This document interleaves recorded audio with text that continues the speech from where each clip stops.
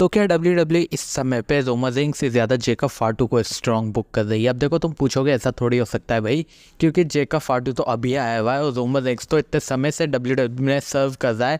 वो tribal chief है, तो उस बंदे को कैसे वीक दिखाया जा सकता है? तो देखो, मैं इस समय की बात कर रहा हूँ, क्योंकि जो अभी हाल ही का स्मैकडाउन हुआ था उसमें हमने देखा कि भाई रोमन रेंस ने 2 बंदों को ठिकाने लगा दिया, लेकिन जेकब फाटू ने अकेले ही आके बैंड बजा दी रोमन रेंस की। उसको सुपर किक भी मारी, उसे शील्ड बॉम्ब भी दिया। हाँ, तुम कहोगे बाकी के 2 मेंबर भी तो थे, लेकिन वो 2 मेंबर काम तो नहीं आए थे जब वो दोनों साथ में थे।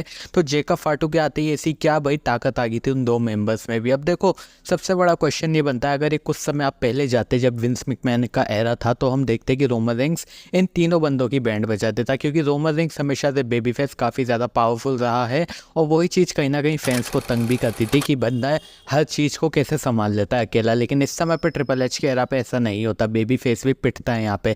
तो देखो, सबसे बड़ा क्वेश्चन ये है कि जेकब फाटू वो बंदा क्यों है जिसको स्ट्रॉन्ग दिखाया जा रहा है रोमन रेंस से भी ज़्यादा? क्योंकि भाई तुम मानो चाहे ना मानो, जो अभी की स्मैकडाउन हुई थी उसमें कहीं ना कहीं हमने ये चीज़ तो देख ली कि भाई जेकब फाटू काफ़ी खतरनाक बंदा है, और ये बंदा सोलो सिकोआ से भी ज़्यादा खतरनाक है। क्योंकि देखो, अगर सोलो सिकोआ वो काम करते जो इस स्मैकडाउन के शो पे जेकब फाटू ने करा था कि भाई सोलो सिकोआ टेक डाउन कर देता हमारे रोमन रेंस को, वो उनकी बैंड बजाते थे, तो कहीं ना कहीं सेंस बनता कि हाँ भाई, सोलो सिकोआ अगला ट्राइबल चीफ बनना चाहता है, वो उस पद पे जाना चाहता है, वो उस आपके लो रास्ते पे चलना चाहता है, तो वो सारी वो चीज़ें कर रहा है। लेकिन वो बंदा पिट गया। और जो जेकब फाटू है, जो कि भाई हमारे नकली ट्राइबल चीफ का सर्वेंट है, वो कैसे इतना ताकतवर दिख रहा है? अब देखो, WWE शायद कुछ इस तरह से करना चाहती है कि जेकब फाटू का कैरेक्टर वो काफ़ी ज़्यादा स्ट्रॉन्ग रखना चाहते हैं, उनकी बुकिंग काफ़ी ज़्यादा स्ट्रॉन्ग रखना चाहते हैं, ताकि आगे चल के जब जेकब फाटू रोमन रेंस का मैच हो तो ये मैच काफ़ी बड़ा हो सके।